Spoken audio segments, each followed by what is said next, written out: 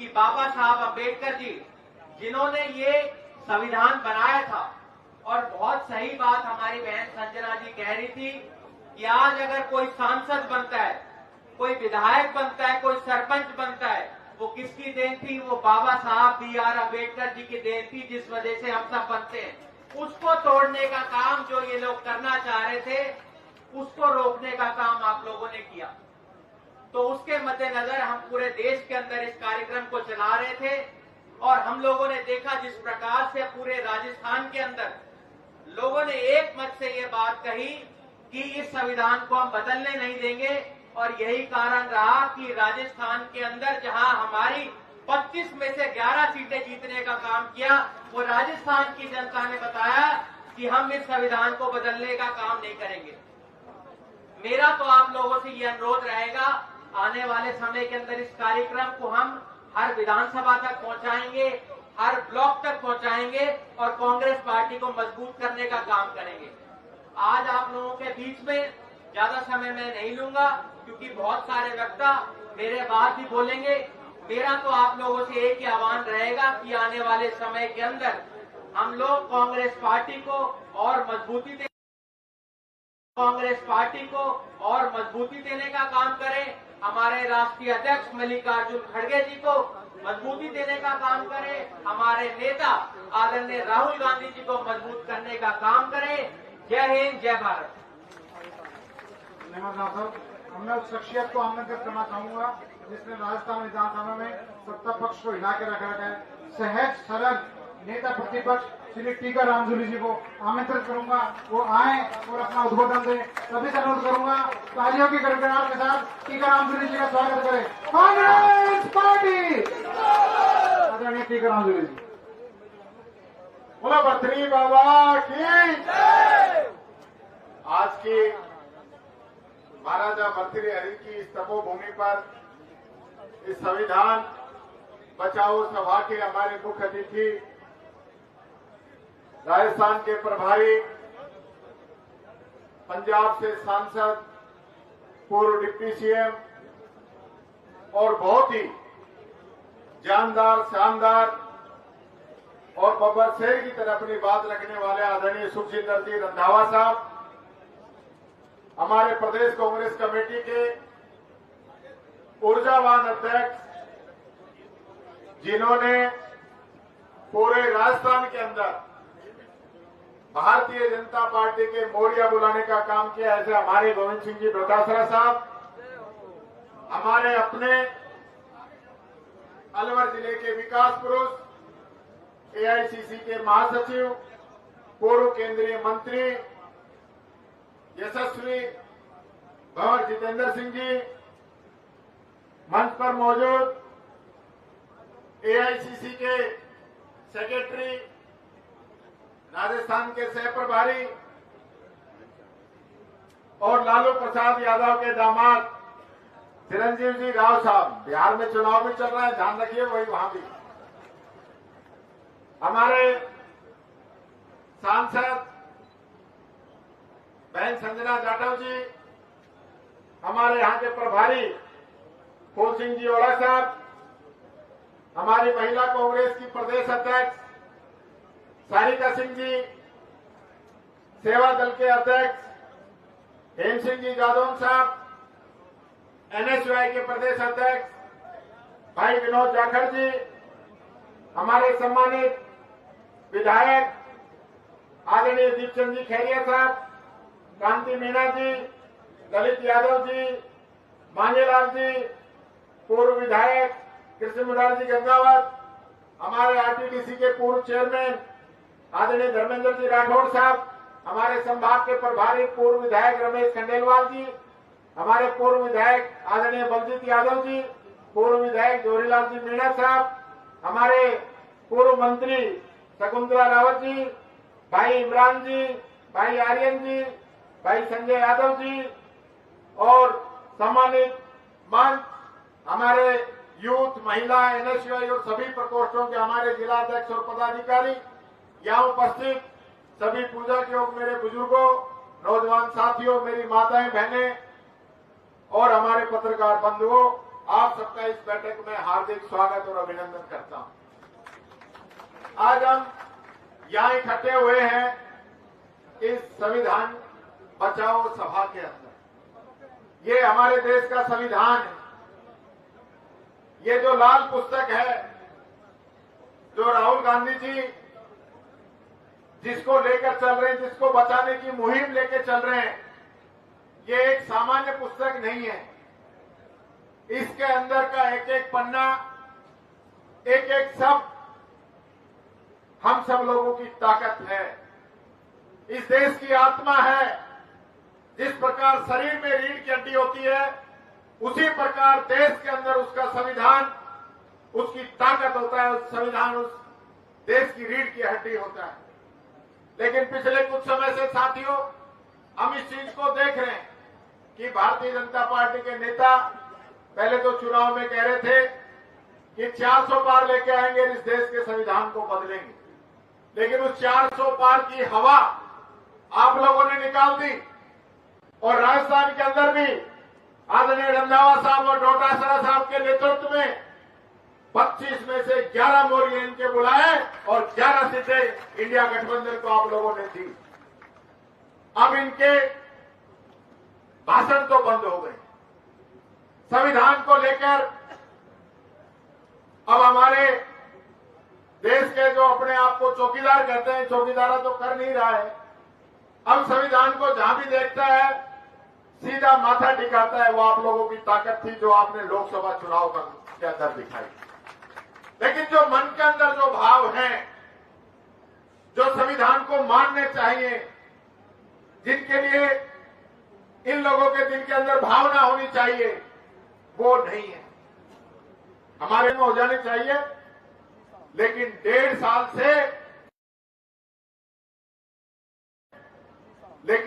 साल से जिला प्रमुख का उपचुनाव भरतपुर के अंदर नहीं हो रहा है। ये आप लोगों के सामने है। हमारे काफी सरपंच साहिबान भी यहां बैठे हैं। जो बैठे हुए तो सोच रहे ठीक है, तुमको प्रशासक बना दिया, तुम तो 5 साल से आगे भी चल रहा हो। लेकिन ये संविधान के खिलाफ है। 5 साल के अंदर चुनाव होने चाहिए। आप लोगों का अच्छा काम है तो जनता वापस आपको चुन के भेज देगी। ये जिसकी लाठी उसकी भैंस नहीं होनी चाहिए। चुनाव होने चाहिए, चाहे जिला परिषद के हो, चाहे नगर पालिकाओं के हो। 5 साल में संविधान में लिखा है चुनाव होंगे तो चुनाव होने चाहिए, नहीं हो रहे। संविधान के तहत देश के अंदर संस्थाएं बनी हुई, ईडी है, इनकम टैक्स है, सीबीआई है। इन लोगों को विपक्षी जो दल हैं, चाहे वो कांग्रेस हो या अन्य दल हो जो इनके खिलाफ बोलते हैं, उनके खिलाफ इन लोगों को लगा रखा है। इनका एक ही काम है कि जो इनके खिलाफ बोलते हैं उनको तंग करिए। 56 घंटे तक ईडी ने राहुल गांधी जी से पूछताछ की है, 56 घंटे तक। और अभी राहुल गांधी जी ने कल कहा कि किस प्रकार से रॉबर्ट वाड्रा जी को भी ये लोग लगातार तंग कर रहे हैं, सिर्फ इसलिए कि देश के अंदर उनकी इमेज खराब हो और कांग्रेस इनको टारगेट कर रही है। वो इनको टारगेट नहीं करे, इसलिए सिर्फ उनपे ये कार्रवाई कर रहे हैं। रंधावा साहब यहाँ पे बैठे हुए हैं। पंजाब के अंदर कांग्रेस की सरकार आ रही है तो पंजाब में जो प्रभारी लगाए हुए हैं वो भूपेश बघेल साहब छत्तीसगढ़ से आते हैं। अब उनके यहाँ ईडी को भेज दिया और उनके बेटे को अरेस्ट करा दिया कि ये लोग पंजाब में वो काम नहीं करे। इस प्रकार की लोगों की सोच है। आज वोटर लिस्ट में क्या कर रहे हैं, महाराष्ट्र में वोटों को क्या किया इन लोगों ने। आज ये लोग सोचते हैं कि जो बिहार के लोग बाहर मजदूरी पे गए हुए हैं, क्योंकि वे गरीब लोग हैं, वो एक कांग्रेस को वोट डालता है, राष्ट्रीय जनता दल को वोट डालता है, तो वो लोग बाहर हैं तो पीछे से उनके वोट कटवा दिए जाएं। ये काम ये लोग कर रहे हैं, इसलिए ये पुनर्गठन चल रहा है। वहां बंगाल के अंदर चुनाव है तो बंगाल में चुनाव को प्रभावित करने के लिए जो बंगाल के लोग हैं उनको बांग्लादेशी बताकर देश के अंदर एक इस प्रकार का माहौल पैदा करना चाह रहे हैं। हमारे यहाँ अलवर में बंगाल के लोग काम कर रहे हैं, हमारे यहाँ पे अलवर के अंदर। लेकिन सिर्फ ये एक मैसेज देने के लिए कि बांग्लादेशी राजस्थान में रह रहे हैं, इनके वोट काटिए। ये सिर्फ सत्ता पाने का काम कर रहे हैं।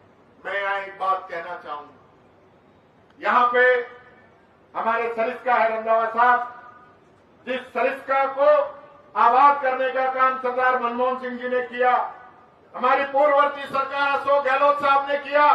जब सरिस्का के अंदर एक टाइगर नहीं बचा, सारे टाइगर शिकारी मार के खा गए, उसके बाद यहाँ पे टाइगर प्रोजेक्ट शुरू किया गया और जब यहाँ पे 3 टाइगर सरू के अंदर लेके आए, आज वो टाइगर यहाँ पे 48 की संख्या में पहुंच चुके हैं, 48 की संख्या में।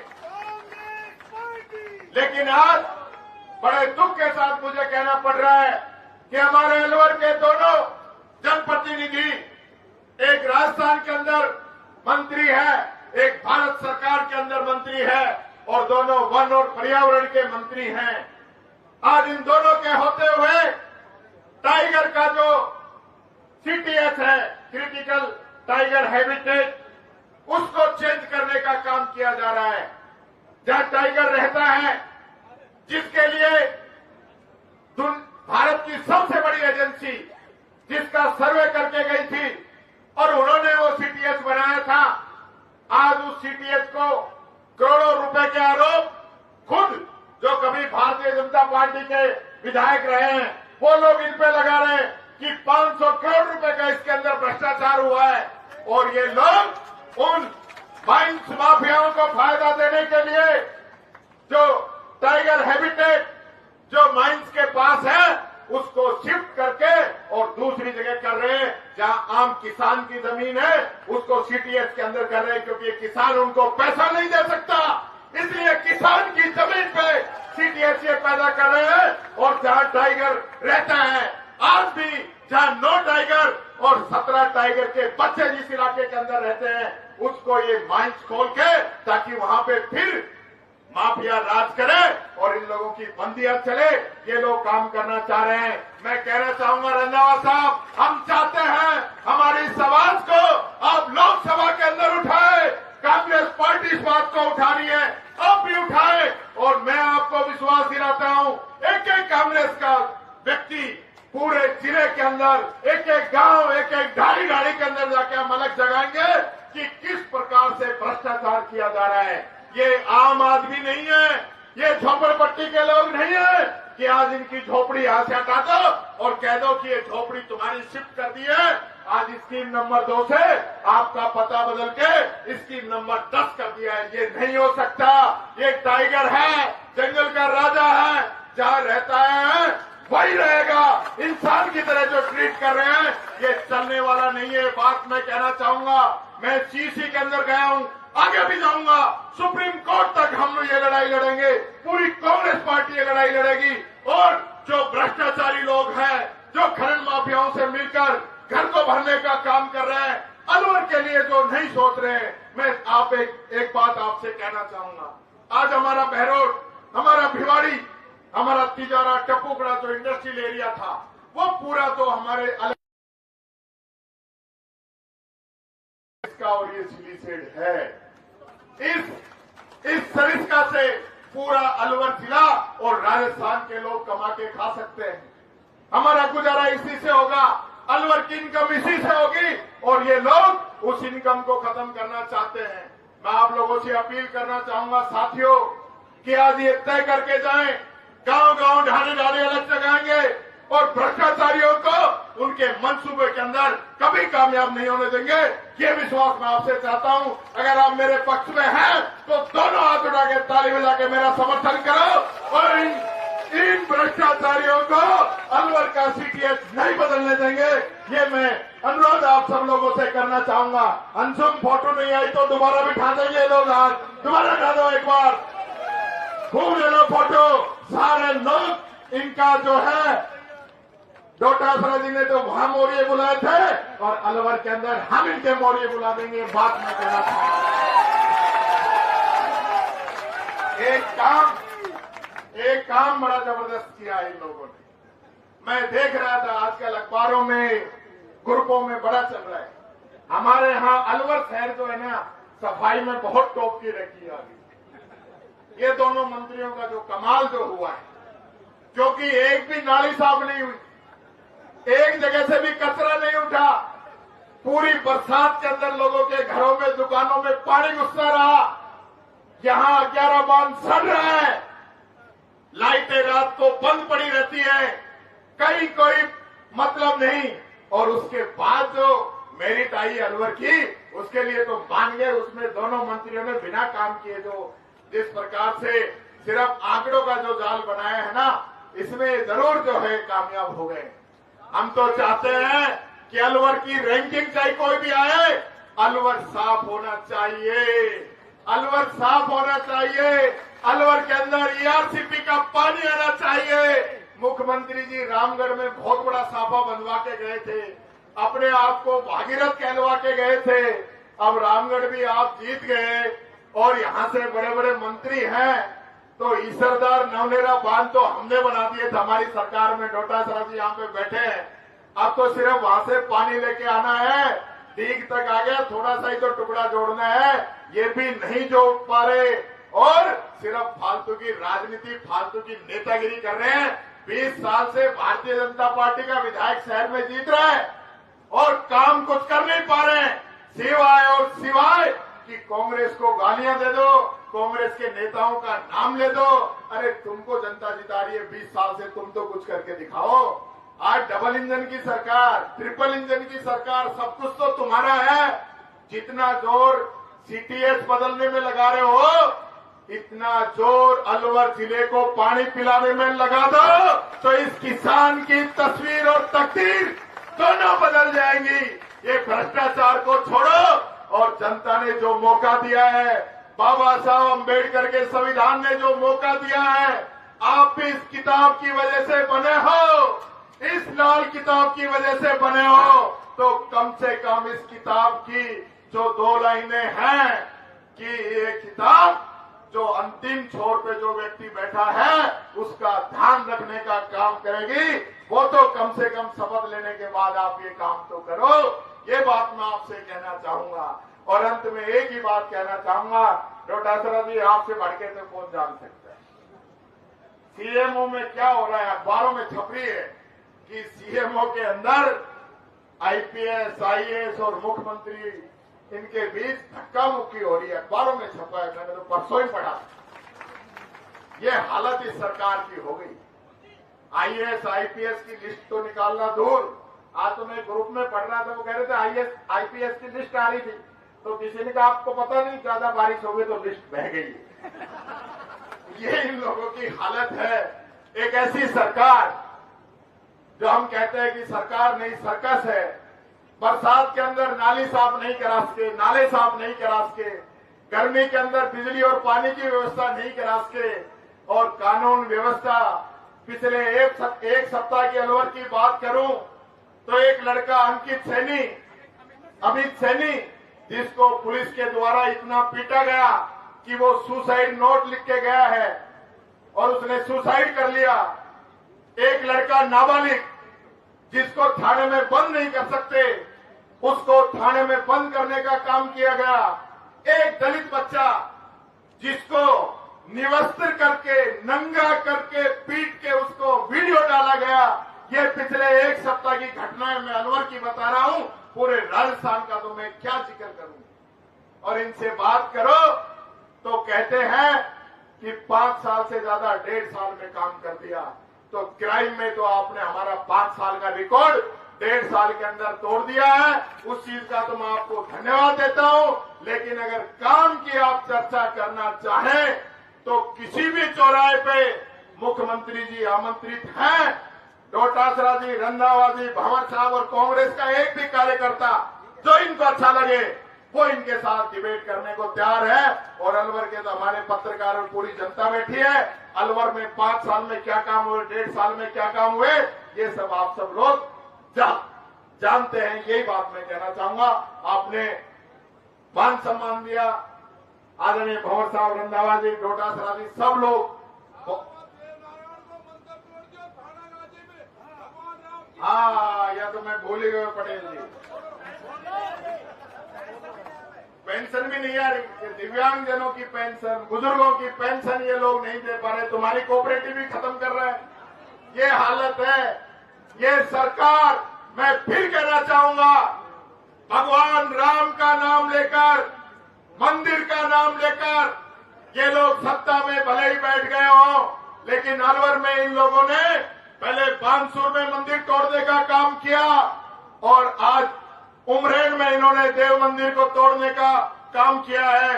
मैं कहना चाहूंगा, देव महाराज इनको बख्शेंगे नहीं, काली माता इनको बख्शेगी नहीं।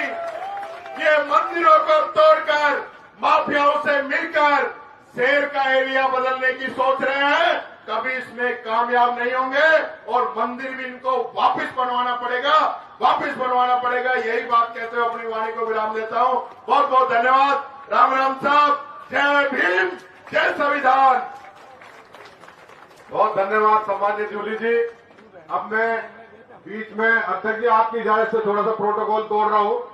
हमारे एनएसयूआई के प्रदेश अध्यक्ष सम्मान्य बीच में है, आप 2 मिनट का आपको एक संक्षिप्त उद्बोधन देंगे। सम्मान्य विनोद जाखड़ जी, और जोरदार तालियों से उनका स्वागत करिए। आपका बहुत बहुत धन्यवाद, आभार। हमारे बीच में हमारे यहाँ के राजस्थान के ऊर्जावान प्रभारी श्री रंधावा जी हैं, मैं बहुत अभिनंदन स्वागत करता हूं। हमारे ऊर्जावान प्रदेशाध्यक्ष श्री गोविंद सिंह डोटासरा जी, हमारे ऊर्जावान नेता प्रतिपक्ष टीकाराम जूली जी और अलवर के विकास पुरुष हमारे जितेंद्र सिंह जी, उनका बहुत अभिनंदन स्वागत। चिरंजीव राव भैया हमारे बड़े भाई हैं, एआईसीसी सेक्रेटरी हैं, हमारे यहाँ के सह प्रभारी हैं, आपका बहुत अभिनंदन स्वागत। हमारी बड़ी बहन संजना जाटव जी, सांसद भरतपुर, बहुत शुभकामनाएं। हमारे महिला कांग्रेस की अध्यक्ष सारिका जी, राजस्थान विश्वविद्यालय के पूर्व अध्यक्ष सतवीर चौधरी जी, पूर्व विधायक, वर्तमान विधायक, सम्मानित मंच के सामने विराजमान हमारे नौजवान साथी, बुजुर्गन, माताएं, बहनें, आप सभी का बहुत अभिनंदन स्वागत। मुझे बोलने का मौका दिया इसके लिए मैं बहुत बहुत धन्यवाद, आभारी हूं। आज की जो मीटिंग है ये संविधान की सुरक्षा को लेकर रखी गई है। आदरणीय जूली जी और डोटासरा जी पूरे प्रदेश के अंदर घूम घूम के लोगों को जागरूक कर रहे हैं कि संविधान बचेगा तो हम बचेंगे, क्योंकि संविधान केवल एक दस्तावेज नहीं है, ये इस देश की आत्मा है, जिसके अंदर इंसान ही नहीं, पशु पक्षी और वो लोग जो बोल भी नहीं सकते हैं, चाहे वो बिल्डिंग हो, चाहे वो यातायात के साधन हो, कोई भी जो इस सृष्टि में है, इस भारत में है, वो सब संविधान के तहत सुरक्षित है। लेकिन जब से भाजपा की सरकार बनी है, तब से लगातार संविधान पे हमले किए जा रहे हैं। दिन प्रतिदिन संविधान को कमजोर करने का काम किया जा रहा है। दिक्कत इनको जो है वो आम आदमी से है, उनके अच्छे जीवन से है कि ये कैसे बोल पा रहा है, कैसे लड़ पा रहा है, क्योंकि आजादी में इनका कोई योगदान नहीं है। आरएसएस ने एक उंगली तक आजादी के आंदोलन में नहीं कटाई, तो उसको इस देश में क्या हो रहा है, क्या बन रहा है, क्या टूट रहा है, कैसे हमारा देश जो अखंड था वो आज कैसे टूट रहा है, इनको कोई लेना देना नहीं। मैं आप सभी से कहूंगा कि संविधान को बचाने के लिए हम सबको इकट्ठा होना पड़ेगा। संविधान आजादी के आंदोलन से निकला है और इसका लिखने का जो काम डॉक्टर बी.आर. अम्बेडकर साहब ने किया, वो एक ऐसी जाति से आते थे जिनको अछूत समझा जाता था। आपको समझना पड़ेगा उस आदमी ने संविधान किन परिस्थितियों में लिखा होगा और क्या क्या पीड़ाएं सहन करते लिखा होगा और आपकी क्या क्या तकलीफें समझी होगी। उन तकलीफों को समझ के संविधान के अंदर आपको अधिकार दिए। आज जो बोलने की आजादी है, पढ़ने लिखने की आजादी है, अच्छे कपड़े पहनने की आजादी है, इस सब के सब बाबा साहब का संविधान देता है।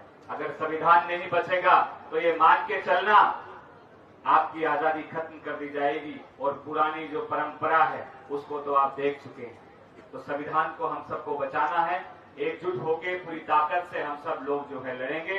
एनएसयूआई के अध्यक्ष होने के नाते प्रदेश में जो भी नौजवानों के मुद्दे हैं, एनएसयूआई उन पर खुलकर लड़ेगी। मजबूती से काम करेगी। आपने मुझे बोलने का मौका दिया, इसके लिए बहुत बहुत आभार। जय हिंद, जय भीम, जय भारत, जय संविधान। धन्यवाद विनोद जी। हमारे बीच में महिला कांग्रेस की प्रदेश अध्यक्ष बहन सारिका सिंह जी है। आपसे निवेदन है कि 2 मिनट में अपना एक संक्षिप्त उद्बोधन आप भी दें और जोरदार तालियों से अध्यक्ष जी का स्वागत करें, जोरदार तालियों से। बाबा भरत हरि के और बाघों का सा साहस रखने वाली इस अलवर की भूमि पर मैं राजस्थान कांग्रेस के प्रभारी आदरणीय सुखजिंदर सिंह जी रंधावा साहब का, बाबा जितेंद्र सिंह जी का, हमारे राजस्थान कांग्रेस के ऊर्जावान अध्यक्ष आदरणीय गोविंद सिंह डोटासरा जी का, राजस्थान के प्रभारी आदरणीय चिरंजीव राव साहब का, और पार्लियामेंट में आप सबकी और हम महिलाओं की आवाज को बुलंद करने वाली छोटी बहन संजना जाटव जी का, और तमाम जो मंच पर उपस्थित सम्माननीय कांग्रेस के नेता हैं, मैं उन सब का आप सबकी तरफ से अलवर की इस भूमि पर स्वागत करती हूँ। आज अलवर में आयोजित इस संविधान सभा में हम सबको एक बात सोचने की जरूरत आन पड़ी है कि ये सभाएं कांग्रेस पार्टी पूरे देश में क्यों कर रही है। जब से ये बीजेपी की सरकार इस देश में सत्ता में आई, इन्होंने इस देश के ताने बाने को तोड़ने का पूरा प्रयास किया। पहला प्रयास किया भाई को भाई से लड़ाने का, और जब देखा कि इस देश की जो गंगा जमुना तहजीब है उसको ये आघात नहीं पहुंचा सकते, उसको तोड़ नहीं सकते, तो इन्होंने रास्ता दूसरा अपनाया, और रास्ता था कि इस संविधान को बदला जाए ताकि इस लोकतंत्र में जो आगे का शब्द लोक है उसको कमजोर किया जाए और तंत्र के ऊपर कब्जा साबित किया जाए। लेकिन मैं इस बात को बहुत गर्व और गौरव के साथ कहती हूँ कि जैसे ही हमें इनके इस कुत्सित भावना का अंदेशा हुआ, हम सब एकजुट हुए, और उसी का नतीजा था कि राजस्थान कांग्रेस ने भी 25 में से 11 सीटों पर इनके मोर्चे बुला करके इनको फिर से मजबूर किया कि ये अपनी बात और अपनी वाणी जो संविधान बदलने की ये बार बार बात कर रहे थे उस पर लगाम लगाए।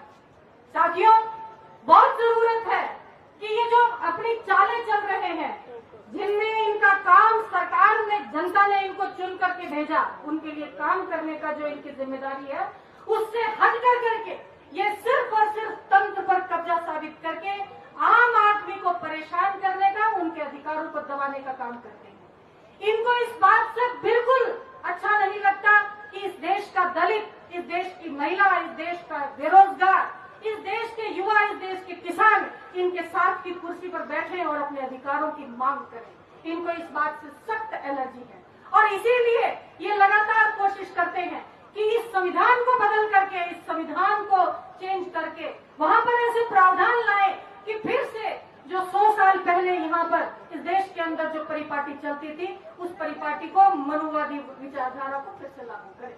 तो दोस्तों, ये बहुत जरूरी है कि इनकी भावना को समझे। आगे चुनाव होंगे, उन चुनाव में नगर पालिका के और पंचायतों के जो चुनाव होंगे, हम मजबूर करेंगे कि ये करवाएं, उनमें इनको, हमें अपनी ताकत को दिखाना।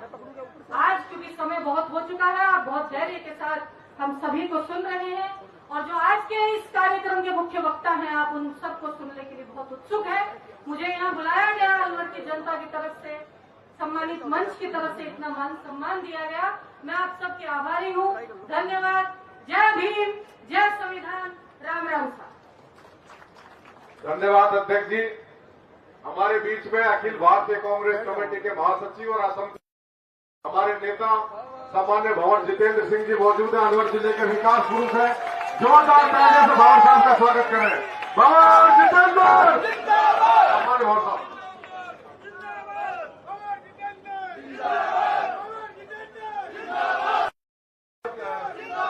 अध्यक्ष जी,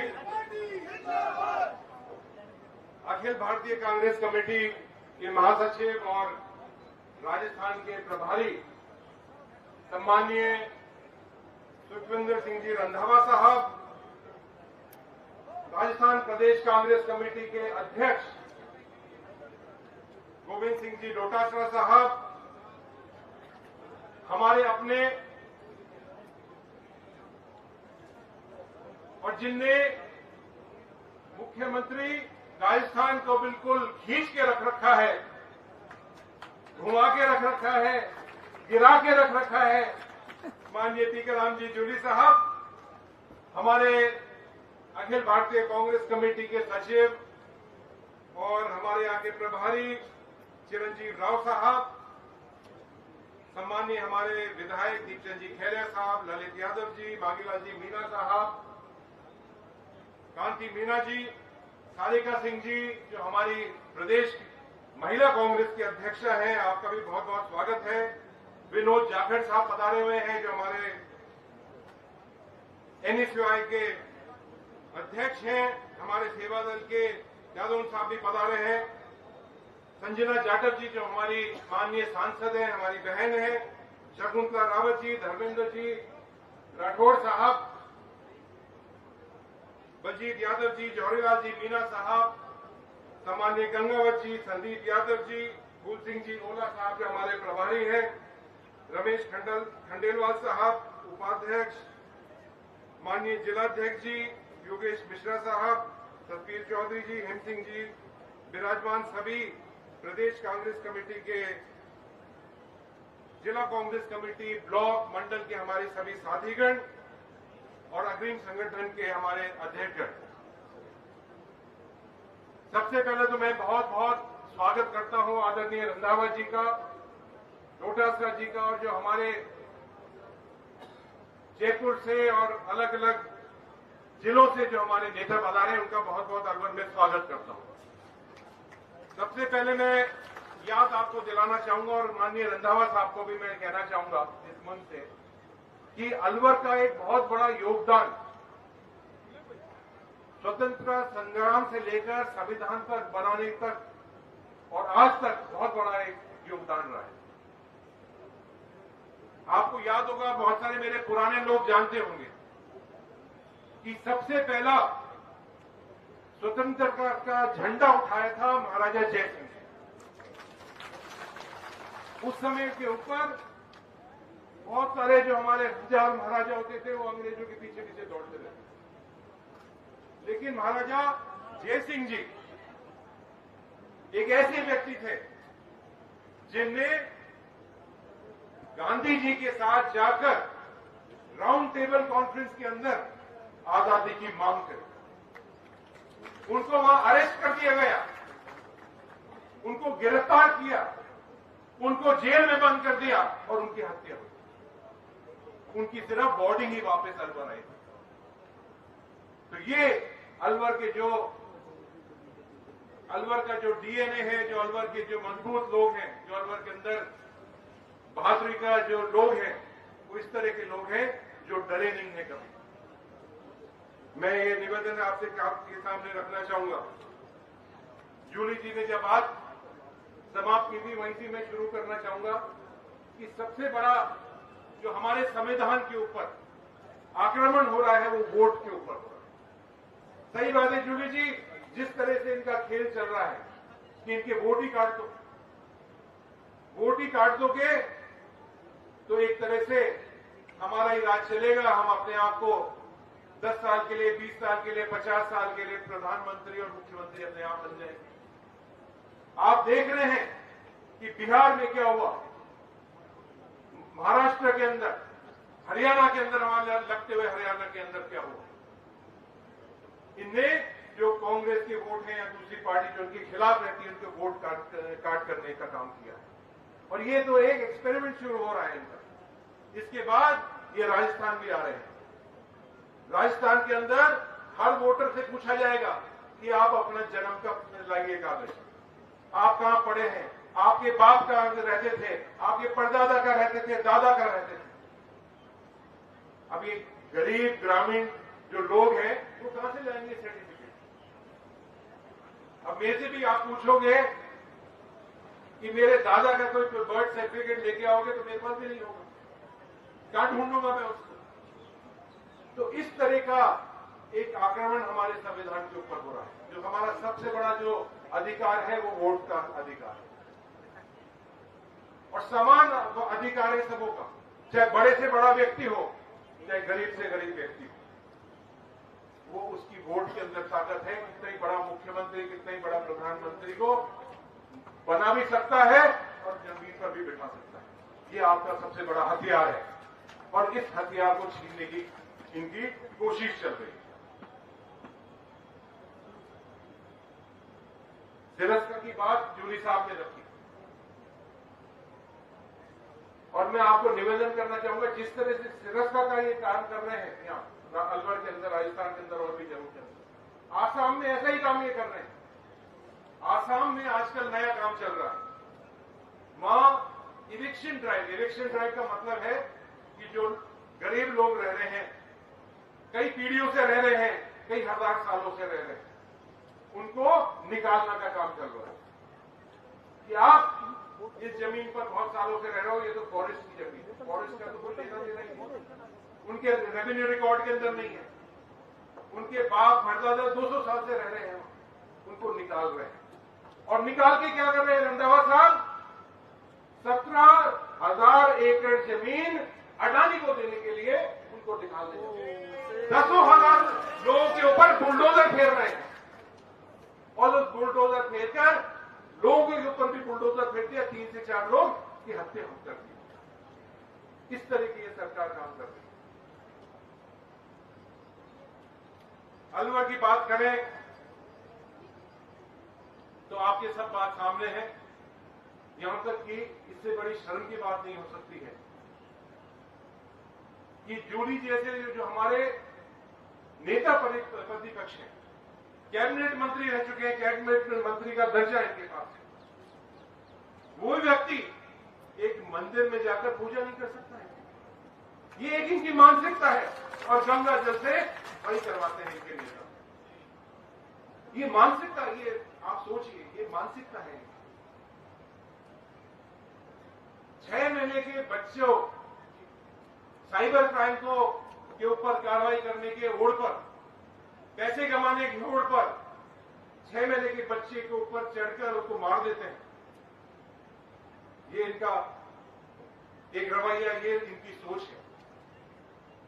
ये बात सही है। आज संविधान बचाओ रैली के अंदर हम प्रतिज्ञा लेके जाएंगे, चाहे कुछ भी हो जाए, चाहे ईडी आए, इनकम टैक्स आए, किसी का भाई भतीजे का ट्रांसफर हो जाए, कुछ नहीं, हम इस देश के लिए, संविधान के लिए लड़ाई लड़ेंगे। ये एक तरह से आजादी की वापस लड़ाई लड़नी पड़ रही है।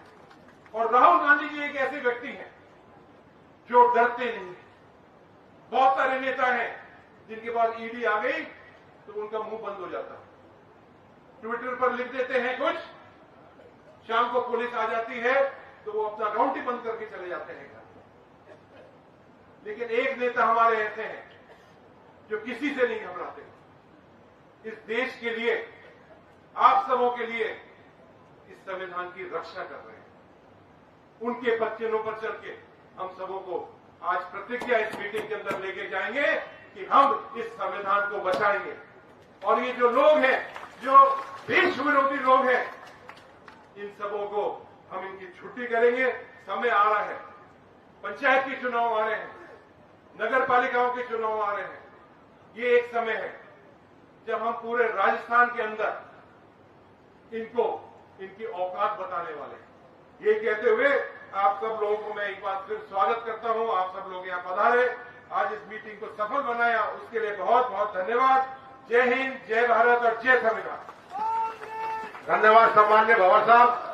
हमारे बीच में राजस्थान प्रदेश कांग्रेस कमेटी के सम्माननीय अध्यक्ष, जिन्होंने भारतीय जनता पार्टी के और उसकी सरकार के सबके मोहरिया बुला रखे हैं, ऐसे ऊर्जावान प्रदेश अध्यक्ष सम्मान्य गोविंद जी डोटासरा साहब है। जोरदार तालियों से डोटासरा जी का स्वागत करिए। गोविंद सिंह डोटासरा, गोविंद सिंह डोटासरा, सम्मान्य डोटासरा साहब।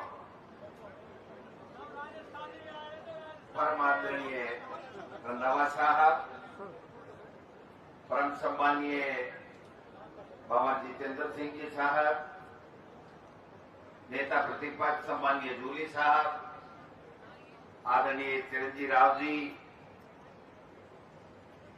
सबने सबके नाम लिए, इसलिए सभी सम्मानित मंच को प्रणाम करता हूं, नमस्कार करता हूं और आपको सैल्यूट करता हूं कि आपने हमको ऊपर बैठा दिया।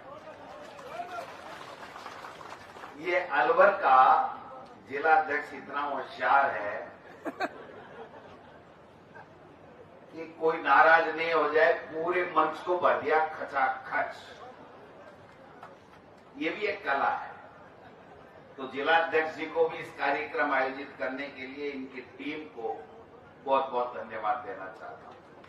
मेरे साथ ही विधायक, हमारी छोटी बहन, सांसद, सबको साथ लेते हुए तमाम लोगों से केवल एक निवेदन करने के लिए आपके बीच में हाजिर हुआ हूं कि राजस्थान की विधानसभा के चुनाव में अलवर जिले ने ठीक परफॉर्म किया, अच्छा परफॉर्म किया। सब सीटें नहीं जीती जा सकती है, लेकिन जो अनुपात में जो अच्छे जिले 5, 7, 8 जिले जिनके यहां से अच्छी कांग्रेस की सीटें आई, उनमें अलवर जिला, और कांग्रेस पार्टी हाईकमान ने, रंधावा साहब ने भी वापिस अलवर को देने में कोई कोर कसर नहीं छोड़ी। आपके नेता प्रतिपक्ष या तो सीएम को केबिन गाड़ी घोड़े, वो क्या एस्कॉर्ट, और या जूली साहब को एस्कॉर्ट, 2 गाड़ी आगे 2 गाड़ी पीछे। तो ये अलवर के लोगों ने जो विधानसभा चुनाव में अच्छा किया, उसका परिणाम आपको मिला। लेकिन लोकसभा चुनाव में हम चूक गए। लोकसभा चुनाव में प्रयास आपने अच्छे किए, लेकिन एक बाहर का व्यक्ति आकर के हमारे अलवर के अंदर चुनाव जीत करके चला गया, और आज हम कह रहे हैं कि सरिस्का में घोटाला कर रहे हैं, काम नहीं कर रहे हैं। मैं समझता हूं कि हम नेताओं की कमी रही है, कार्यकर्ताओं ने तो कोई कमी नहीं छोड़ी है। इसलिए आने वाले समय में मैं यही आशा और अपेक्षा करता हूं कि भंवर साहब, हम अलवर जिले में आने वाले चुनाव में लोकसभा और तमाम विधानसभा के चुनाव जीते।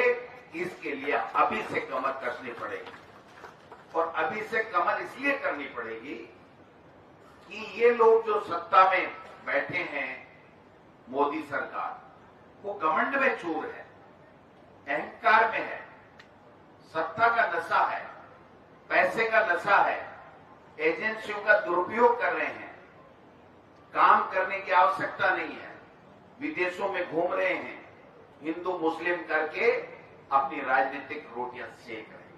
आप बताइए, मैं आपको एक सीधा सा सवाल पूछता हूं कि देश के प्रधानमंत्री के रूप में जब भारतीय जनता पार्टी एनडीए ने नरेंद्र मोदी जी को उम्मीदवार बनाया था, तब ये कहा था कि एक चाय बेचने वाला है, एक गरीब का बेटा है, एक गरीब का व्यक्ति अगर देश का प्रधानमंत्री बनेगा तो गरीबों के लिए वो उत्थान की सोचेगा, उनको आगे बढ़ने की सोचेगा, उनके अच्छी शिक्षा के लिए सोचेगा।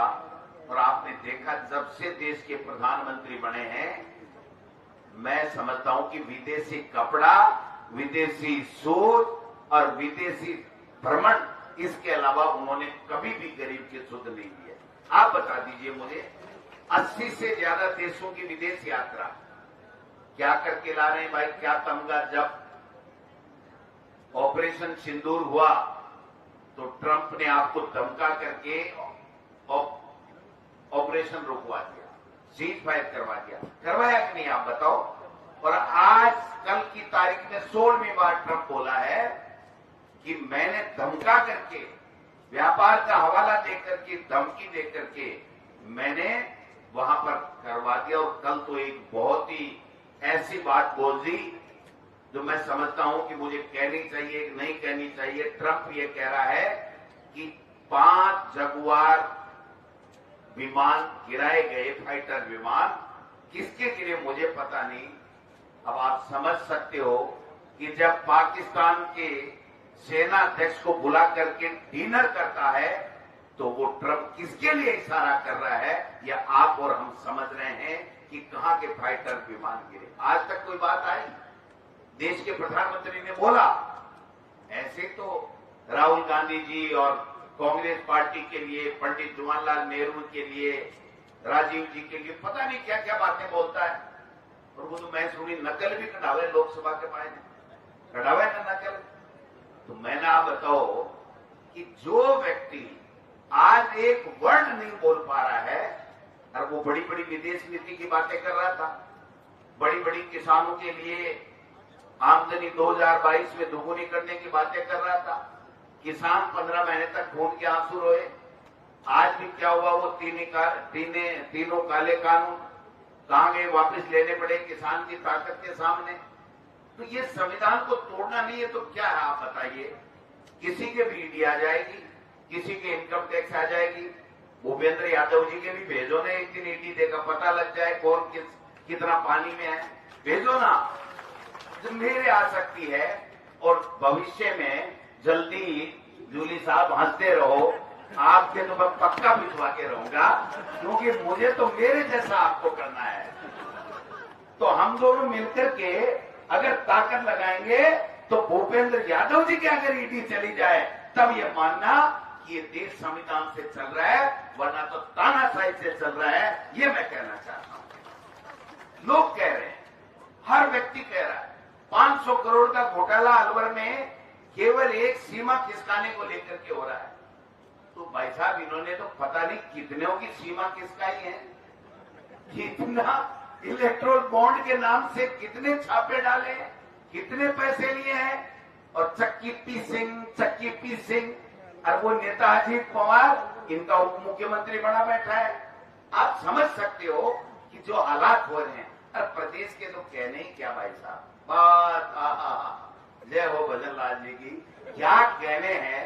भजन लाल जी मुस्कुराते रहते हैं, कभी कभी मंच पे आते हैं तो माइक सामने होता है तो गुस्सा करते हैं। अरे भजन लाल जी, गुस्सा मत करो, कुछ काम करके दिखाओ।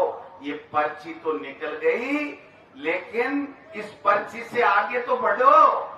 हमने मान लिया, मानना हम संविधान को मानने वाले लोग हैं, इसलिए हमने मान लिया कि कोई व्यक्ति राजस्थान का नहीं चाहता था, भाजपा का एक भी व्यक्ति भी नहीं चाहता था कि हमारा मुख्यमंत्री भजन लाल हो। लेकिन जब भजन लाल की पर्ची खुल गई और जब शपथ ले ली संविधान की, तो हम हो चाहे जूली साहब हो चाहे हम तमाम लोग भजन लाल जी को मुख्यमंत्री मानते हैं। लेकिन मुख्यमंत्री बनने के बाद में मुख्यमंत्री जी आपने किया क्या? धोते भाषण, पंचायत चुनाव नहीं कराना, इंग्लिश मीडियम की स्कूलें बंद कर दो, हर किसी के मुकदमा लगा दो, बजरी माफिया हावी, लैंड माफिया हावी, और अब तो ये खनन माफिया भी हावी, और अब तो वो शेर का सीमा सरकाने वाला माफिया भी आ गया आपके यहाँ, आ गया ना, सीमा सरकाने वाला माफिया आ गया। अब बताओ, ऐसे ऐसे हालात हो गए, फिर कहते हैं कि आप संविधान बचाने की रैलियां क्यों कर रहे हो, संविधान को कहां खतरा है। संविधान को तो ये तो कांग्रेस पार्टी और इनके महान नेता थे, वरना जब बाबा साहब ने संविधान बनाया था तो इस आरएसएस ने, जो इसका पितृ संगठन है भारतीय जनता पार्टी का, इसने संविधान की प्रतियां जलाई थी और बाबा साहब के खिलाफ उन्होंने धरने, प्रदर्शन और जुलूस निकालने का काम किया था। ये तिरंगा झंडा अपने ऑफिस के ऊपर नहीं लगाते थे, लगाते थे क्या आप बता दो। ये महिलाओं को आज बराबरी की बात कर रहे हैं, कहां महिला, इनके संगठन में एक भी महिला शामिल नहीं हो सकती थी, और आज कह रहे हैं सरकारी कर्मचारी सारे ही हमारे पास आ जाओ, आरएसएस में आ सकते हैं। तो आप समझ सकते हो कि इनकी हमेशा से, मोहन भागवत ने एक बार नहीं 4 बार कहा है कि संविधान बदलना चाहिए, आरक्षण समाप्त होना चाहिए। मैं आपको निवेदन करना चाहता हूं, ये आरक्षण ही नहीं, ये वोट को खत्म करने की साजिश रच रहे हैं, ये वोट को खत्म करना चाहते हैं। आपने देखा कि हमारा मत, लोगों का मत उन्होंने मध्य प्रदेश, इसमें हरियाणा में चुरा लिया, इन्होंने वोट महाराष्ट्र में मत को चुराने का काम कर लिया, बिहार में चुराने की साजिशें रच रहे हैं। और अब मैं आपको एक बात और कहना चाहता हूं, ये जो पंचायत चुनाव और नगर निकाय के चुनाव क्यों नहीं करवा रहे हैं, ये इसलिए नहीं करवा रहे हैं कि पहले वोटर लिस्ट का ये जो मत चुराने वाला, नाम काटने वाला षड्यंत्र और एजेंडा इनका भारतीय जनता पार्टी और आरएसएस का है, वो राजस्थान में लागू करेंगे और उसके बाद में नगर निकाय और पंचायत राज के चुनाव कराने वाले हैं। ये आपको और हमको समझना पड़ेगा। इसलिए केवल भाषणों से काम नहीं चलेगा। भाषण तो बहुत अच्छे दिए, सबने दिए, गीत भी गाए और भी गाओ, लेकिन भाई साहब इनके साथ जाकर के इनके सुख दुख में भागीदार हो जाओ, इनको पूछ लो तुम्हारी तकलीफ क्या है, उसके बाद में आपका राज ये हमारे कार्यकर्ता लाने में कोई कोर कसर नहीं छोड़ेंगे। ये मैं कहना चाहता हूं। मैंने पूछा था अध्यक्ष जी से, मैं कि 5-4 का पहली दिवा देता, बोले साहब कोई मानने ही कोई निश्चय सामने ही देता हूं। तो भाई जी मैं तो थाने निवेदन करूं कि मैं तो 100 छोटो कार्यकर्ता हूं, भाषण में ध्यान नहीं देकर के हमको इनके दुख तकलीफ में भागीदार बनने की आवश्यकता है। इनके कोई तकलीफ है उसमें जाकर के खड़े हो जाओ कि तुम्हारे क्या काम है। हम ये चाहते, नेताओं में एक आदत बन गई कि मैं जीत गया, गोविंद डोटासरा जीत गया, तो जिसके काम है वो गोविंद डोटासरा के घर आए। नहीं, गोविंद डोटासरा जीत गया तो दुगुनी ताकत के साथ हमारे मतदाताओं के घर जाने की, हमारे कार्यकर्ताओं के घर जाने की आवश्यकता है। जब तक ये मिशन नहीं चलाएंगे, जब तक केवल भाषणों से नहीं, भाषणों में तो आप अपना नंबर 1 ले ही नहीं सकते, क्योंकि मोदी जी, बीजेपी, आरएसएस ये तो भाषण के माहिर हैं, झूठ बोलने के माहिर हैं। और आप देख सकते हो हर राजस्थान के हर मंत्री के यहाँ आरएसएस का एक व्यक्ति वहां पर उसका पीए लगा हुआ है। जब तक मंत्री की औकात नहीं है राजस्थान में, जब तक वो आरएसएस का व्यक्ति जो पीए बना बैठा है वो ऊपर से इशारा लेकर के भारतीय भवन से और ये नहीं कह दे कि हाँ यस हो गई फाइल, तब तक मंत्री की औकात नहीं है उस मंत्री की फाइल साइन कर दे। ये तो स्थितियां बना रखी है। धक्का मुक्की ये कोई बात होती है?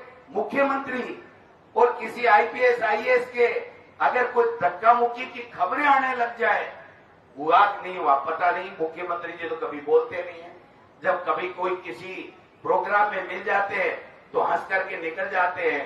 लेकिन टीकाराम जूली साहब, आप कभी नेता प्रतिपक्ष के तौर पे जाओ तो ये जरूर कहना कि राजस्थान के लोग पूछना चाहते हैं कि उस आईपीएस ने धक्का आपके मारा या आपने आईपीएस के मारा।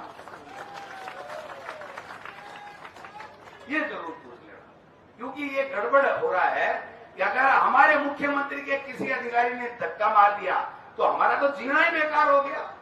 हम तो उनके साथ खड़े होंगे संघर्ष करने के लिए कि मुख्यमंत्री जी आप संघर्ष करो, हम तुम्हारे साथ है। ये नारा हमको लगाना पड़ेगा, कांग्रेस को लगाना पड़ेगा। क्योंकि एक अधिकारी की ये हिम्मत हो सकती है क्या कि मुख्यमंत्री के धक्का लगा दे, मुख्यमंत्री को कुछ बोल दे और वो उसी सीएमओ में पदस्थापित बता रहे, ऐसा बता रहे। मैं समझता हूं कि इससे बेड़ा गर्क करने वाला सरकार कभी हमने देखी नहीं है। बीजेपी के नेता, एमएलए, मंत्री ये कह रहे हैं, हे भगवान कब पर्ची बदले, कब पर्ची बदले। तो ऐसी पर्ची की तारीख क्यों बजवाई आपने? भाई जब पर्ची खुल रही थी तभी कहते थे, जब मुख्यमंत्री अपने विवेक से निर्णय नहीं करते, मुख्यमंत्री का कंट्रोल नहीं है ब्यूरोक्रेसी पर, 8-8 महीने से अधिकारियों की लिस्टें आ रही हैं। और पिछली बार आईएएस की तो लिस्ट ही बड़ी जोरदार आई। वो एक कहावत है हमारे, आप समझो मारवाड़ी में, मेरी शेखावाड़ी भाषा में, कि मामा को ब्याह मां पुरस्कारी और घमड़ आप बड़ा बेटे नहीं देगा, ले बेटा लड्डू, ले बेटा जलेबी, ले बेटा चक्की। तो सीएमओ वालों ने अपने सारे के सारे एक्स्ट्रा चार्ज बांट लिए और अपनी सेटिंग करके, और मुख्यमंत्री जी देख रहे हैं कि सेटिंग सही होगी।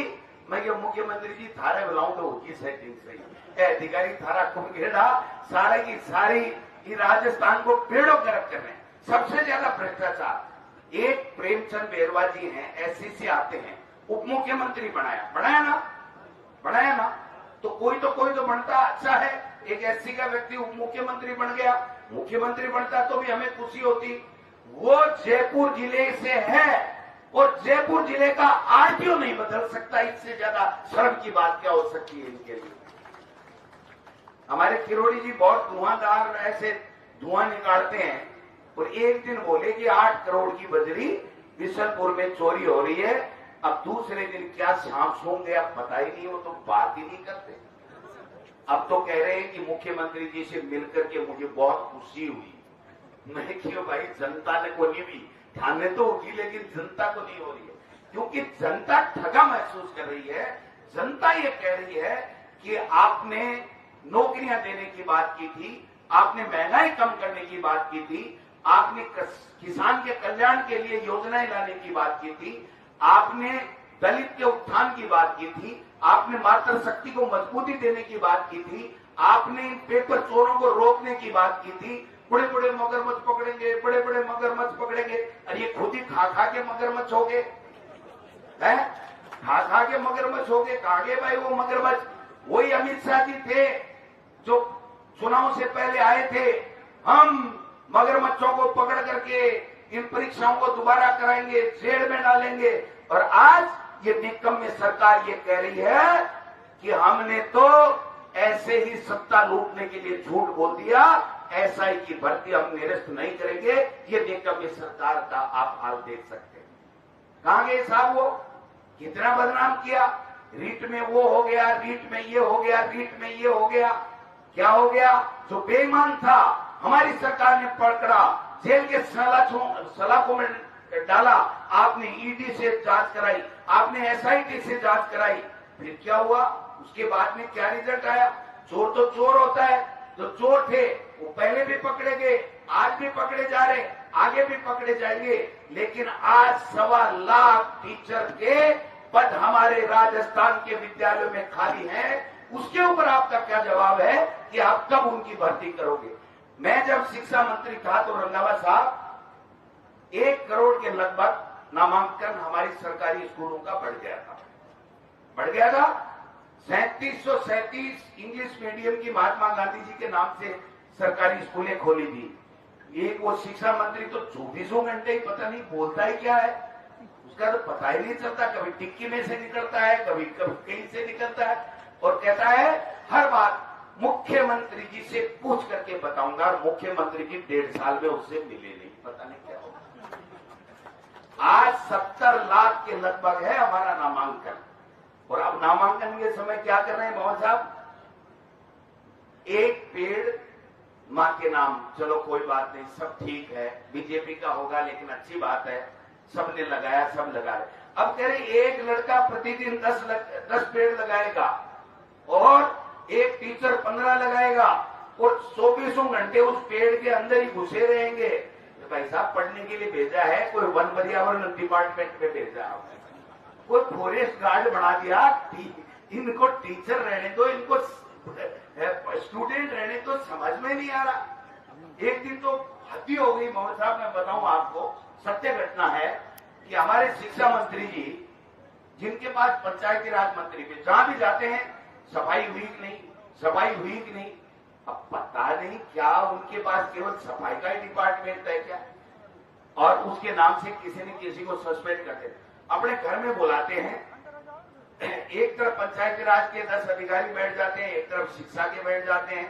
1 घंटे बाद में आते हैं और कहते हैं आगे आगे, तो दोनों साथ क्यों आए? साहब आपने बुला लिया तो दोनों साथ आ गए। कि चलो मैं दोनों डिपार्टमेंटों की साथ साथ मीटिंग लेता हूं। तो एक को कहते हैं शिक्षा वालों को कि आप गाय पालते हो, तो अधिकारी टावर पाले, गाय पाले, तो कोई खड़ा नहीं हुआ, बोले तुम फेल हो गए, छोड़ो। इधर वालों ने दूसरे की तरफ चले गए, बोले आपको पता है कि एक गाय के मूत्र में, एक बूंद मूत्र में 100 टन ऑक्सीजन होता है। तो वो 2 अधिकारियों को हंसी आ गई, रुमाली लाए नहीं तो दांत दिख गए। बोले ये मीटिंग यहीं समाप्त की जाती है, मैं दोबारा बुलाऊंगा तब बात करूंगा, आज तक मीटिंग बुलाई। अब यार क्या करे इन लोगों का, ये पर्चियां भी तो नहीं बदल रही है ना, मैं क्या करूं? मैं आपका हितैषी हूं, मैं चाहता हूं राजस्थान में काम हो, विकास हो, गरीब की, दलित की, पिछड़े की सुनवाई हो। अब कोई आता है, कभी तो नड्डा जी आते हैं, कि इस भजनलाल को सीएम मत मानना, ये तो एक विचारधारा का दूत है, बड़ा जोरदार आदमी है, सीएम बना के चला गया, सीएम मत मानना। तो किसको माने भाई? किरोड़ी जी को मान ले हम तो। आप तय तो करो, पर्ची भिजवा दो वहां से। और अभी अमित शाह जी आए कि सहकारिता में 5वें नंबर पर पहुंचा दिया।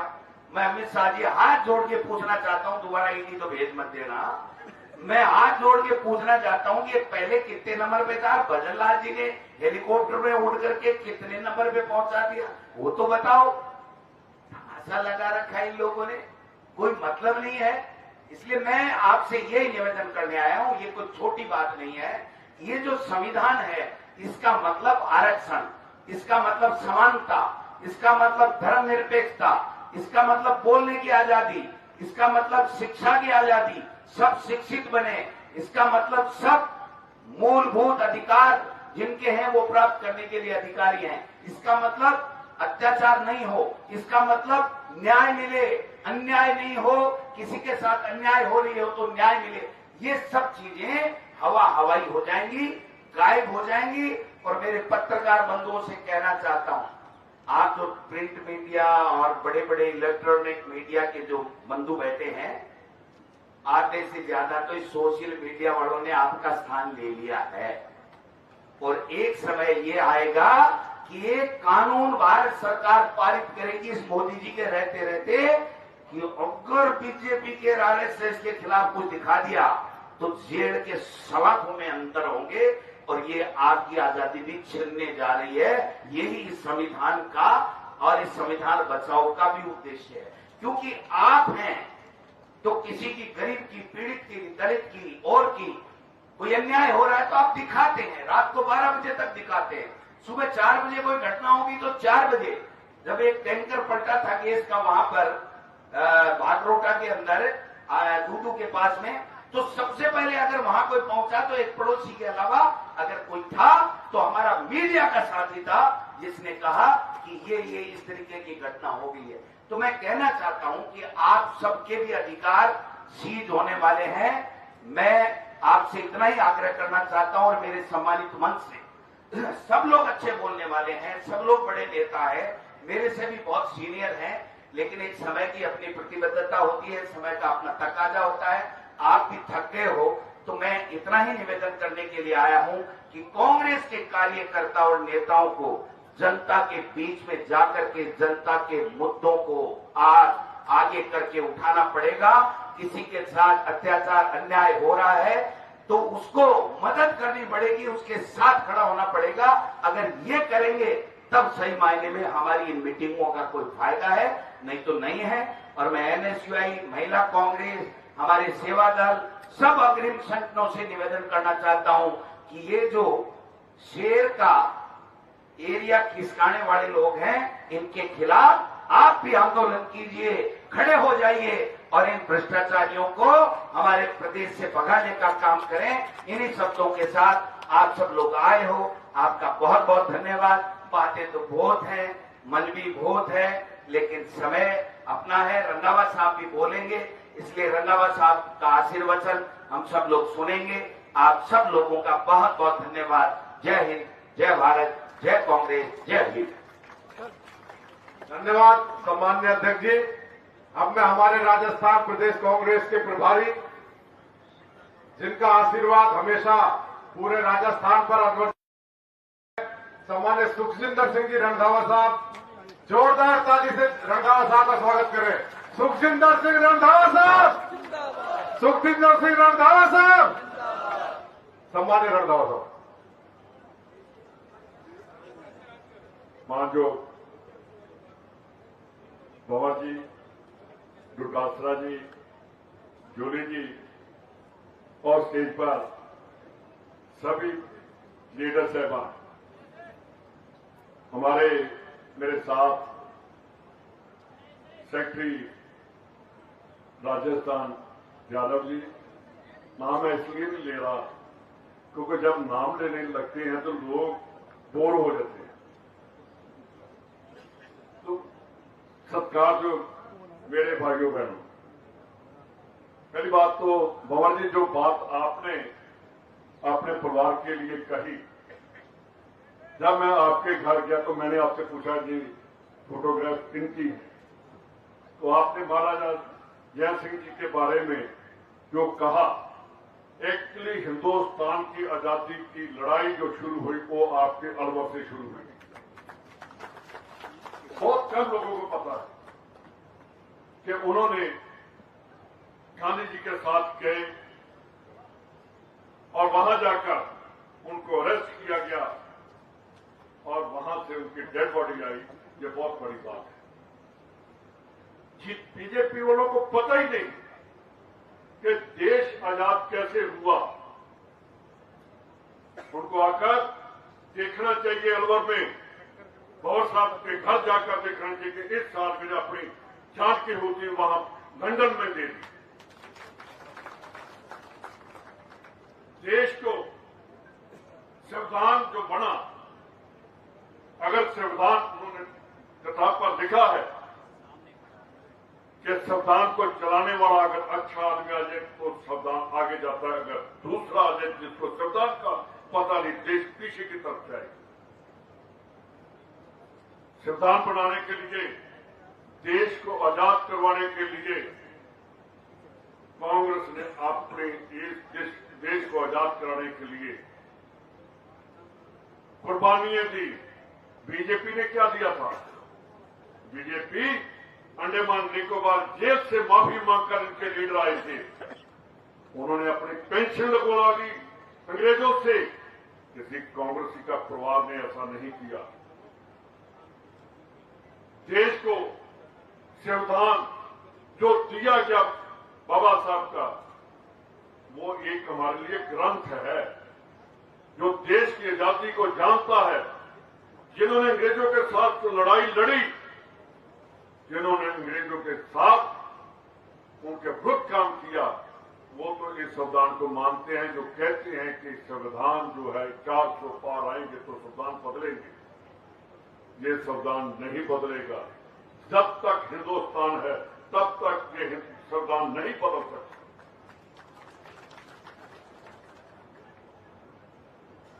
सरकार की बात कर ले, ऑपरेशन सिंदूर की बात की, डोटासरा जी जैसे अमेरिका का प्रेसिडेंट ट्रंप जैसे बात करता है, हिंदुस्तान उसकी हैंकरबाजी को कभी नहीं मानेगा। प्रधानमंत्री को जवाब देना चाहिए उसका कि तेरे कहने पर हमने सीज फायर नहीं किया, हमने अपनी मर्जी से किया है। क्या पता ही न चले एक थर्ड पार्टी आकर कह दे कि सीज फायर, तो हम कह देते हैं आका ठीक है, बिल्कुल नहीं होना चाहिए। पवार साहब आप डिफेंस मिनिस्टर भी रहे हैं। आर्मी का और सभी का एक एम होता है कि हमने लड़ाई किस लिए लड़नी है। कांग्रेस पार्टी का भी एम है कि राहुल गांधी का एम है कि हमने संविधान को बचाना है। हम एम लेकर चलते हैं। तो ये हमारे प्रधानमंत्री जी ने सिंदूर का ऑपरेशन किया, इनका एम क्या था पहले वो तो बताएं। पाकिस्तान के 4 टुकड़े होने चाहिए थे, फिर हम मानते कि प्रधानमंत्री ने सिंदूर ऑपरेशन किया और पाकिस्तान को खत्म कर दिया, सदा के लिए खत्म कर दिया। 71 की वार हुई, 50 साल बाद पाकिस्तान ने सांस ली, फिर उसने इंडिया की तरफ देखा, 50 साल वो उठ नहीं सका, उसकी इंदिरा गांधी ने कमर तोड़ दी। तो अब तो हमारे पास और भी बहुत कुछ था, पाकिस्तान को खत्म कर देते। मेरे को इन्होंने और सब कहने लगे थे एक पंजाब का, मेरे को इनका पता नहीं कि कौन से राजा थे। वो महाराजा रणजीत सिंह के बेटे महाराजा शेर सिंह थे, उनकी वो फोटोग्राफ थी। देखिए कहां पंजाब और कहां अलवर आपने उनकी फोटो लगाई। मेरा फख्र से सर ऊंचा हो गया। वो महाराजा रणजीत सिंह जिन्होंने हर धर्म के लिए काम किया। वहां मेरे एक मंदिर है, शिव मंदिर है। महाराजा शेर सिंह जी ने आज जो कितने साल पहले उस मंदिर की सेवा करवाई और मंदिर को वहां बनाया गया। राजा तो ऐसा होना चाहिए, राजा ऐसा तो नहीं मोदी जी जैसा होना चाहिए कि जो नफरत के बीज पैदा करे। उसका कोई आदमी जहां एक टिकट लड़ा था वहां उसने क्या कहा था, बाबा बालकनाथ के कुछ बोला था कि जो सिख और मुसलमान हैं ये नसूर बन गए हैं देश के लिए। नहीं, मैं मोदी जी आपको बताना चाहता हूं, अगर देश को आजादी दिलवाने वाले थे जो माइनॉरिटी वाले हैं जिन्होंने देश को खड़ा किया, हमें सर्टिफिकेट लेने की जरूरत नहीं बीजेपी से कि किसने देश को किया। हमारे पास ये सामने हिंदुस्तान आजाद जो है वो सर्टिफिकेट है। कौन भूल सकता है मेजर हमीद को जब पाकिस्तान में आपको कहता है कि पाकिस्तान को वहां हमारे स्वर्ण मंदिर पर पाकिस्तान हमला कर रहा था, यही गवर्नमेंट ने कहा। तो उसी अमृतसर को बचाने के लिए अगर किसी ने काम किया तो मेजर हमीद ने किया था, जिसने छक्के छुड़वा दिए पाकिस्तान के। लाहौर को उसने कब्जे में, आधा लाहौर उनके पास आ गया था। यार हमें से एक बात सोचनी पड़ेगी कि नफरत से देश नहीं चलेगा। जो राहुल जी ने कहा है ना कि प्यार से देश चलेगा, प्यार से ही देश चलेगा, लोग समझ नहीं रहे। खास करके कांग्रेस से मैं आपको बताना चाहता हूं, जो राहुल गांधी पॉलिटिशियन नहीं है, राजनेता जो होते हैं, जो राजनीति करते हैं, वो कभी देश को नहीं चला सकते। जो लीडर होते हैं वो देश को चला सकते हैं। राहुल गांधी हमारा लीडर है, वो देश को बताना चाहता है कि मैं क्या चाहता हूं। एक्चुअली जो राहुल गांधी की सोच है वो हिंदुस्तान पूरे की सोच है। जब देश आजाद हुआ था, किसी जो पुराने हमारे देशभक्त हैं जिन्होंने कुर्बानियां दी, फांसी पर चढ़े, किसी को नहीं पता था कि देश कभी आजाद होगा। तो हमारा देश आजाद हुआ। आप ये कहते हैं कि राहुल जी की जो फिलॉसफी है, आप मेरे सभी लीडर साहबान बैठे हैं, वो उनकी फिलॉसफी लागू होगी, देश दोबारा फिर उसी राह पर चलेगा जो कांग्रेस लेकर आई। आप एक भजनलाल की बात करते हैं, जो वहां का असम का जहां के बाबा जी आप इंचार्ज हैं, वहां का जो चीफ मिनिस्टर बोल रहा है वो चीफ मिनिस्टर की आवाज नहीं है, डिक्टेटर की आवाज है। वो आदमी है, उसने गद्दारी करके कांग्रेस छोड़कर बीजेपी में गया। अब जैसी बात कर रहा है, असम जैसी सेंसिटिव स्टेट के लिए ऐसा चीफ मिनिस्टर देश के लिए बहुत खतरनाक होगा। आपने बहुत लड़ाई लड़ी, आप भी लड़ रहे हैं। मेरे को पता है कि आप उसमें कामयाब होंगे। सामने अब जो नगरी गवर्नमेंट आएगी वो कांग्रेस की है। डोटासरा जी और जूली जी, भाई मैं तो अपने आप को खुश नसीब समझता हूं कि मेरे को जोड़ी अच्छी मिलती।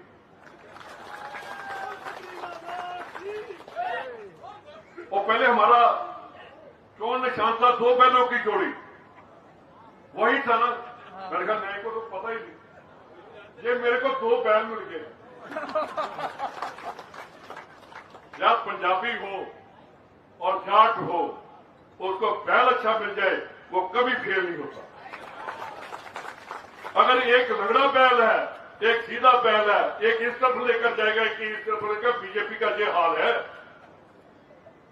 जब भजनलाल आपने कहा कि 25 मंत्री है, मुख्यमंत्री है, मेरे को आज इसकी समझ नहीं आई। मेरे को याद है स्कूलों में किसी जमाने में जब आदमी पर्ची चलती थी ना, जो नालायक बच्चा होता था उसको पीछे से पर्ची भेजते थे। ऐसा ही था डोटासरा जी, आपके पास एजुकेशन रहा, वो बच्चे को पर्ची भी भेज दो, अगर उसके खाने में वो नहीं है तो वो पर्ची पढ़कर भी नहीं पास हो सकता, फेल होता। मुख्यमंत्री जी, ये पर्ची सिस्टम जो आपका नाम लिया कि पर्ची मुख्यमंत्री, इसको हटा दो। बताओ कि मैं पर्ची से नहीं मुख्यमंत्री बना, मैं अपनी लियाकत से मुख्यमंत्री बना। बताओ आज भी पंजाब में मोहनलाल सुखाड़िया जी को याद करते हैं, पुराने चीफ मिनिस्टरों को याद करते हैं, तो आपका कौन नाम लेगा? बीजेपी गई तो भजनलाल गया। देश को, राजस्थान को, पूरे देश को एक ऐसा नेता चाहिए जो पाकिस्तान को आंख दिखा सके, जो चाइना को बता दे कि मेरी 1 इंच धरती पर आप कदम नहीं रख सकते। वो हमें प्राइम मिनिस्टर चाहिए। ये कहते हैं, एक हमारा सिंगर है पंजाब का दलजीत दोसांझ, उसने एक फिल्म में काम किया, एक पाकिस्तान की एक्ट्रेस ने कोई इंडिया के अगेंस्ट बात की, तो पूरे उस दोसांझ को उन्होंने जो कहा, अगर वो प्रधानमंत्री के घर जाता है तो प्रधानमंत्री उसकी फोटो और ट्वीट करता है उसके लिए। यार ये पगड़ी, मैं प्राइम मिनिस्टर साहब को कहना चाहता हूं, पंजाबी और जज के सर पर पगड़ी है, राजस्थान वालों आपको भी मैं कह रहा हूं, ये कभी पगड़ी झुक नहीं सकती, ये पगड़ी आगे ही रहेगी और देश को आगे लेकर जाएगी। बहुत साहब मेरे को आप पंजाबी भी कह देते हैं, मैं तो आपके बूंदी का ही रहने वाला हूं, आप तो मेरे राजा भी हैं। देखिए, जरूरत होनी चाहिए।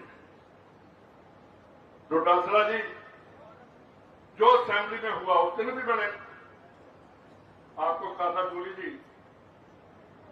असेंबली में हमें दिल खोलकर बात करनी चाहिए और लोगों की बात करनी चाहिए, गवर्नमेंट की तरफ नहीं हमें देखना।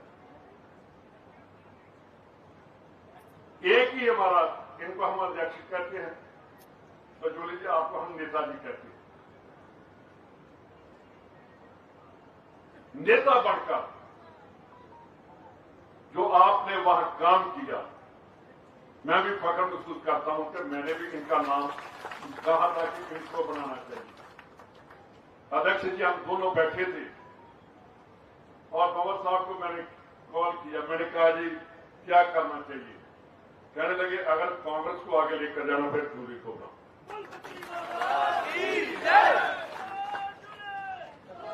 यार मैंने पहला राजा देखा है जो लेना नहीं चाहता, जो देना चाहता है। एक हमारा पंजाब का राजा था, वो नेता ही है, देता किसी को नहीं। अमरिंदर सिंह वो कांग्रेस में आ जाता है, चीफ मिनिस्टर बन जाता है, जब कांग्रेस छोड़ देती है तो बीजेपी में या किसी और पार्टी में चला जाता है। तो इन्होंने ये इसलिए बैठे कि इनके जो पुराने बुजुर्ग हैं उन्होंने देश के लिए अपनी जान दी है, इनका डीएनए कांग्रेस का है। बिल्कुल जब हम बैठते हैं, यार कहां था देश? अमेरिका से हमें अनाज आता था। पंडित जवाहरलाल नेहरू ने जब पंजाब को एग्रीकल्चर यूनिवर्सिटी दी, वो टाइम मेरे को तो जहां लोगों से सुनते हैं कि मैक्सिकन एक कणक आती थी, उसकी रोटी बनते ही सूख जाती थी। तो जवाहरलाल नेहरू ने भाखड़ा डैम और एग्रीकल्चर यूनिवर्सिटी पंजाब को देकर पाकिस्तान से अमेरिका का हमने राशन देना बंद कर दिया था। तो प्राइम मिनिस्टर को उनकी बात सुननी चाहिए। ट्रंप के साथ जैसी वो बात करता है उसी जुबान में हमें बात करनी चाहिए। तो आपने जहां बात की सफाई की, मेरा एक और भी आपके साथ रिलेशन है जहां हमारे पंजाब के सिखों का खासकर संत सिंह मस्कीन जी जो बहुत बड़े व्याख्या की, जिन्होंने गुरु ग्रंथ साहब की और गुरु नानक साहब की शिक्षाओं की, वो भी जहां के रहने वाले थे। आज भी वो इस दुनिया में नहीं है, पर उनकी जो शिक्षाएं हैं, जो उनकी कथा है, हर सिख हर रोज जहां उनकी कथा सुनता है उसके आगे अलवर भी लिखा होता है, वो भी हम साथ ही पढ़ते हैं। जोली जी वो तो सरकार करने की डालेगी, आप नेता हो, किसी दिन वर्कर्स को लो, पूरे अलवर की सफाई का।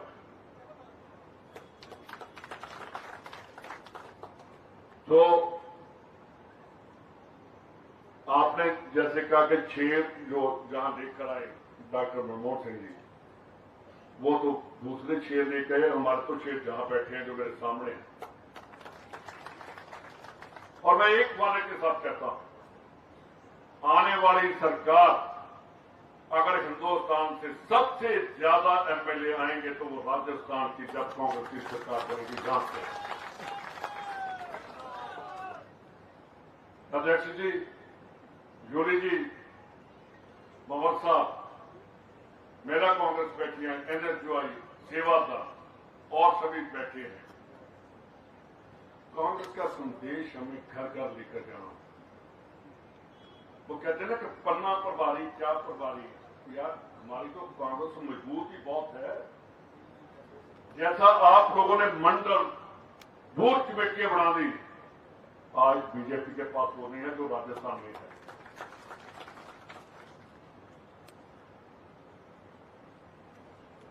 संजना जाटव बैठी है।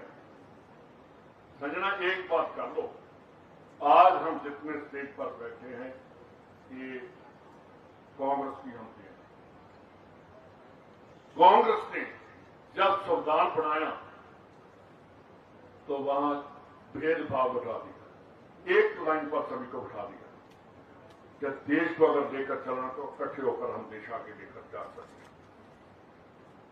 तो आज तो हम कहते हैं कि किस कम्युनिटी को हम एक टिकट नहीं देंगे, उसको वो कर देंगे। जात में नहीं बटना चाहिए हिंदुस्तान। जो भारतीय है वो भारत की है। हमें इस हिंदुस्तान को आगे लेकर चलना है और जो देश के लिए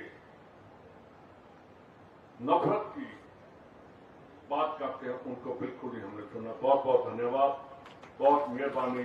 जय हिंद।